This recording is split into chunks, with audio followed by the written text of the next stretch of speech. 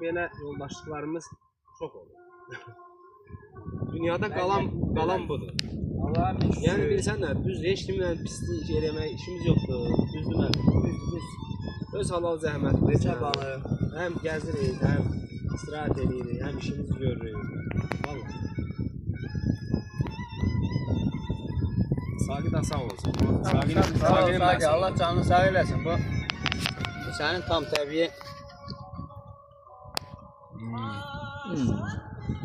Nətərdir? Görəsən təmiz baldır o. Bu da çəki otuzu, kəhli otu deyirik.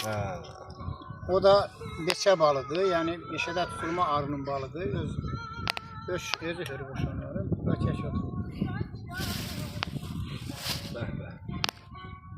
Qaşığımız olmadığına görə, yəni biz burada təbii variantlardan istifadə edirik.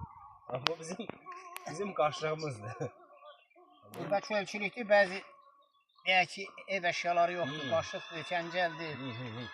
Belə şeylər yoxdur, mətbəx əşyaları yoxdur, amma hər bir şeydən istifadə edib yeyik.